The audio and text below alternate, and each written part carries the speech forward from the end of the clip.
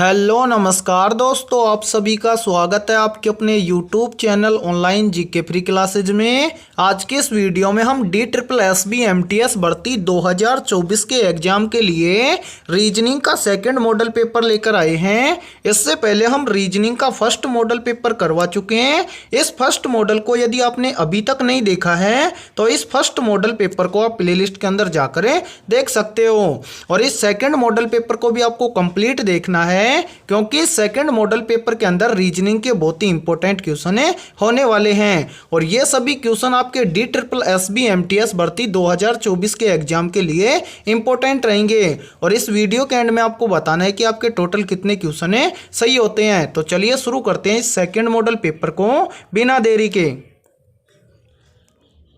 पहला प्रश्न है आप सभी के सामने, नीचे दी गई श्रृंखला में प्रश्न चिन्ह के स्थान पर कौन सी संख्या आएगी। यानी कि यहाँ पर देखिए, पहला प्रश्न आप सभी के सामने सीरीज यानी कि श्रृंखला से संबंधित प्रश्न दिया गया है और आपसे पूछा गया है कि इस प्रश्न चिन्ह के स्थान पर कौन सी संख्या आएगी। तो अब आप एग्जाम के अंदर ऐसे प्रश्न को कैसे सोल्व करेंगे फटाफट से वो देखो। जब भी आपको सीरीज से संबंधित प्रश्न देखने को मिले एग्जाम में तो सोल्व कैसे करेंगे। तो सबसे पहले आपको क्या करना है, सीरीज को ध्यान से देखना है और यह पता लगाना है कि सीरीज किस प्रकार से आगे की ओर बढ़ रही है। तो यहां पर देखो, सबसे पहले हमें सीरीज में दिया गया है 13 के बाद में क्या हुआ है 26 के बाद में क्या हुआ है 52 के बाद में क्या हुआ है 104, और 104 के बाद में हमें बताना है कि इस प्रश्न चिन्ह के स्थान पर कौन सी संख्या आएगी। तो सोल्व कैसे करेंगे वो देखो। सबसे पहले तो यहां पर देखो 13 से 26 कैसे हुआ है।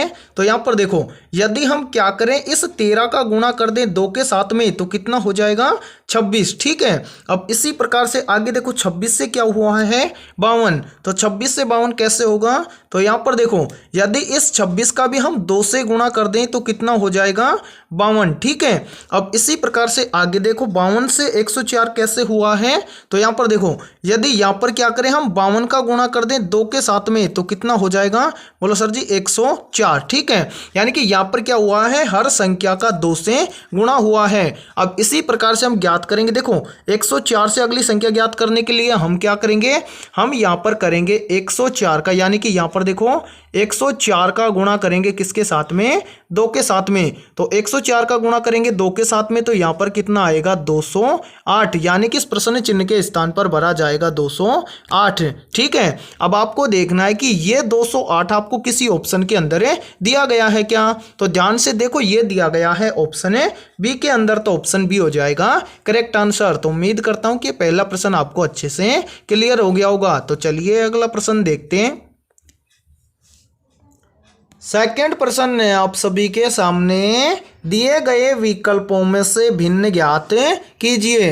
यानी कि यहां पर देखिए, इस सेकंड प्रश्न के अंदर यहां पर आप सभी के सामने यहां पर 4 विकल्प दिए गए हैं और इन चारों विकल्पों में से एक विकल्प क्या है, किसी न किसी प्रकार 3 से भिन्न है, और उस भिन्न विकल्प को हमें ज्ञात करना है। तो कैसे ज्ञात करेंगे वो देखो। सबसे पहले तो यहां पर देखो जो दिया गया है जयपुर, ये क्या है। तो यहां पर देखो जयपुर क्या है, राजस्थान राज्य की क्या है राजधानी है। ठीक है, क्या है, राजस्थान राज्य की राजधानी। ठीक है, अब इसी प्रकार से देखो ऑप्शन बी के अंदर क्या दिया गया है, मणिपुर क्या है, खुद एक क्या है राज्य है। ठीक है, इसी प्रकार से देखते जाओ। ऑप्शन सी के अंदर क्या दिया गया है, रायपुर। तो रायपुर क्या है, ये एक छत्तीसगढ़ राज्य की क्या है राजधानी है। तो याद रखना इसको, क्या है ये छत्तीसगढ़ राज्य की क्या है राजधानी है। ठीक है, अब इसी प्रकार ऑप्शन डी के अंदर देखो, ऑप्शन डी के अंदर दिया गया है दिसपुर क्या है, दिसपुर असम राज्य की क्या है राजधानी है। अब इस प्रकार से देखो इसके अंदर, यानी कि यहां पर देखो इन चारों विकल्पों में से अलग क्या है, 3 तो क्या है राज्यों की राजधानियां हैं। यानी कि जयपुर क्या है, राजस्थान राज्य की राजधानी है, रायपुर क्या है, छत्तीसगढ़ राज्य की राजधानी है, और दिसपुर क्या है, असम राज्य की राजधानी है। जबकि मणिपुर क्या है, खुद एक राज्य है। तो यहां पर देखो इन चारों में से भिन्न क्या हो जाएगा, ऑप्शन बी। ठीक है, तो उम्मीद करता हूं कि सेकंड प्रश्न भी आपको अच्छे से क्लियर हो गया होगा। तो चलिए अगला प्रश्न देखते हैं। तीसरा प्रश्न है आप सभी के सामने, चिकित्सक का संबंध है रोगी के साथ में तो दुकानदार का संबंध किसके साथ में होगा। यानी कि यहाँ पर देखिए तीसरा प्रश्न आप सभी के सामने एनालॉजी से संबंधित प्रश्न दिया गया है। और यहाँ पर देखो ऐसे प्रश्न हर बार एग्जाम के अंदर पूछे जाते हैं। तो ऐसे प्रश्न को आप एग्जाम के अंदर कैसे सोल्व करेंगे फटाफट से वो देखो। सबसे पहले तो यहाँ पर आपको देखना है कि चिकित्सक का संबंध रोगी के साथ में कैसे है। तो उसी प्रकार से हम बता पाएंगे कि दुकानदार का संबंध किसके साथ में होगा। तो सबसे पहले देखो चिकित्सक का संबंध रोगी के साथ में कैसे है। तो जो एक चिकित्सक यानी कि एक डॉक्टर होता है वो अपना सलाह मशूरा किसको देता है, एक रोगी को देता है। उसी प्रकार से हमें बताना है कि दुकानदार किसको अपना सामान देगा। तो देखो जिस प्रकार से चिकित्सक सलाह मशूरा देता है किसको, रोगी को, उसी प्रकार से दुकानदार अपना सामान किसको देगा, ग्राहक को। यानी कि इस प्रश्न चिन्ह के स्थान पर आएगा ग्राहक। ठीक है, तो इस प्रश्न चिन्ह के स्थान पर क्या आएगा, ग्राहक। अब आपको देखना है कि ग्राहक का आपको किस ऑप्शन के अंदर दिया गया है। तो ये दिया गया है आपको ऑप्शन बी के अंदर। तो ऑप्शन बी हो जाएगा सभी का करेक्ट आंसर। यानी कि चिकित्सक का संबंध है रोगी के साथ में, तो दुकानदार का संबंध हो जाएगा ग्राहक के साथ में। ठीक है, तो ये तीसरा प्रश्न भी आपको अच्छे से क्लियर हो गया होगा।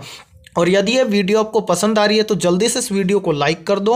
और अभी तक आपने इस चैनल को सब्सक्राइब नहीं किया है तो फटाफट से इस चैनल को कर लो सब्सक्राइब और बेल आइकन को प्रेस करना, ताकि आने वाली नई वीडियो का नोटिफिकेशन भी सबसे पहले आपको देखने को मिले। तो चलिए अगला प्रश्न देखते हैं। चौथा प्रश्न है आप सभी के सामने, श्रृंखला का लुप्त पद ज्ञात कीजिए। यानी कि यहाँ पर देखिए चौथा प्रश्न आप सभी के सामने नंबर एनालॉजी से संबंधित प्रश्न दिया गया है और आपसे पूछा गया है कि इस प्रश्न चिन्ह के स्थान पर कौन सा पद आएगा। तो कैसे फाइंड आउट करेंगे, तो वो देखो। सबसे पहले तो यहाँ पर देखो कि 6 का रिलेशन 42 के साथ में कैसे है। उसी प्रकार से हम बता पाएंगे कि इस प्रश्न चिन्ह के स्थान पर आने वाली संख्या और 72 के बीच में क्या रिलेशन होगा। यानी कि इस प्रश्न चिन्ह के स्थान पर आने वाली संख्या को हम ज्ञात करेंगे। तो सबसे पहले देखो कि इस प्रश्न को हम कैसे सोल्व करें। तो यहां पर देखो जब भी आपको ऐसा प्रश्न एग्जाम के अंदर देखने को मिले और फटाफट से सोल्व करना है तो वो देखो। सबसे पहले तो यहां पर देखो कि 6 का रिलेशन 42 के साथ में कैसे होगा। तो यहां पर देखो सबसे पहले यहां पर देखो 42 किन किन संख्याओं से मिलकर बना है। तो जो 42 है वो मिलकर बना है 4 और 2 से।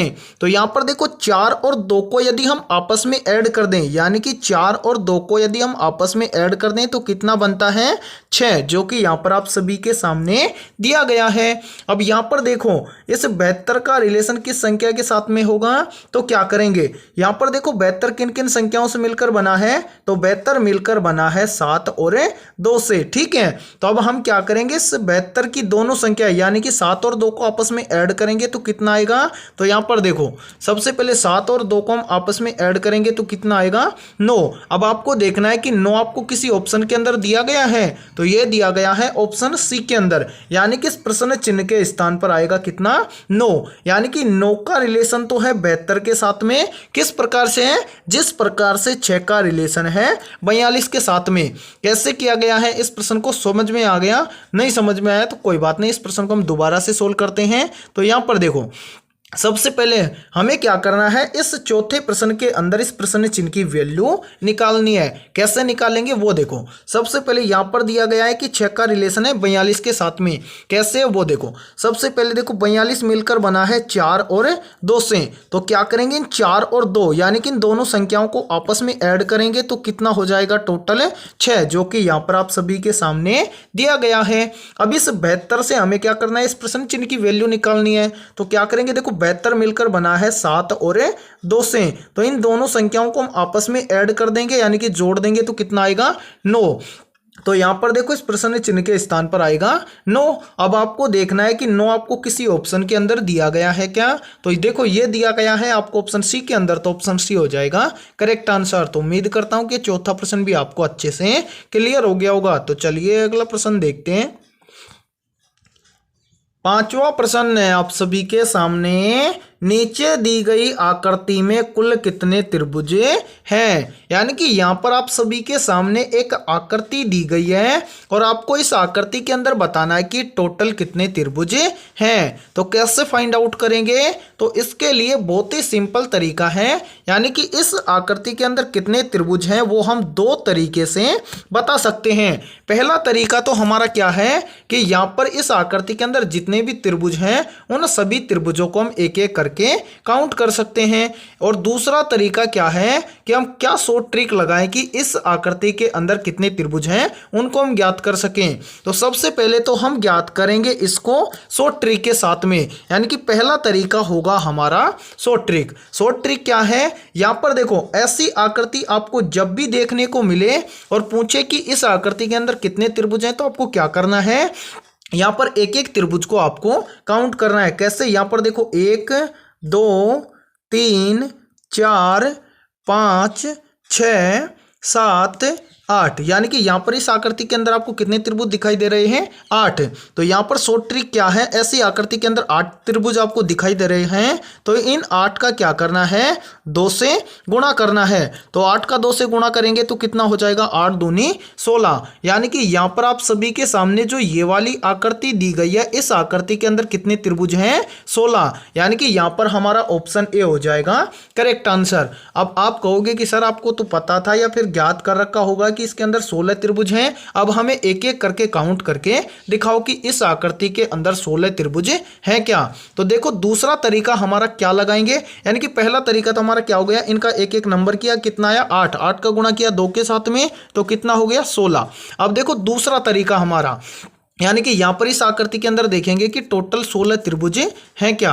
तो यानी कि देखो सबसे पहले तो यहाँ पर देखो एक त्रिभुज आपको यहाँ पर ये दिखाई दे रहा होगा, उसके बाद में देखो दूसरा ये, तीसरा ये, चौथा ये, पांचवा ये, छठा ये, सातवां ये और आठवां ये। ठीक है, अब इसके अलावा आपको क्या करना है, 2-2 के देखने हैं। यानी कि यहाँ पर देखो इसके अलावा 8वें के अलावा यहाँ पर देखो 9वां त्रिभुज आपको ये वाला दिखाई देगा। ठीक है, यानी कि यहाँ पर देखो 8 हो गए, उसके बाद में अलग देखो एक त्रिभुज ये, यानी कि ये वाला त्रिभुज हो गया एक। ठीक है, इसके अलावा एक ये हो गया, एक यहाँ पर देखो 4 और 5 से मिलकर एक और बन रहा है, तो ये हो जाएंगे कितने, यानी कि यहाँ से देखो 4 और 5 को मिलाकर एक ये वाला, 2 और 3 को मिलाकर एक हो जाएगा 4 और 5 को मिलाकर। अब इसी प्रकार से देखो यहाँ पर 6 और 7 को मिलाकर हो जाएगा ये वाला। ठीक है, और एक इसी प्रकार से देखो 1 और 8 को मिलाकर एक त्रिभुज ये हो जाएगा, यानी कि यहाँ पर 4 त्रिभुज ये हो गए। ठीक है, यानी कि इसके अंदर देखो 4 ये हो गए। अब इसी प्रकार से देखो अलग कलर से हम करके देखते हैं 4 और त्रिभुज, यानी कि यहाँ पर देखो, यानी कि यहाँ से देखो एक त्रिभुज तो ये वाला बन रहा है। ठीक है, यहाँ से। ठीक है, अब इसी प्रकार से देखो एक त्रिभुज इसके पीछे बन रहा है ये वाला। ठीक है, अब इसी प्रकार से आगे देखते जाओ आप, एक त्रिभुज यहाँ से देखो, एक त्रिभुज ये वाला बन रहा है। ठीक है, ये वाला, और एक त्रिभुज यहाँ पर इसके पीछे ये वाला देखो, यानी कि देखो एक त्रिभुज तो ये हो गया। ठीक है, एक ये वाला हो गया 2। ठीक है, ये वाला। अब इसी प्रकार से देखो एक ये हो गया। ठीक है, 3, और एक ये वाला हो जाएगा इधर। ठीक है, कितने हो गए 4, 4 को और ऐड कर दो।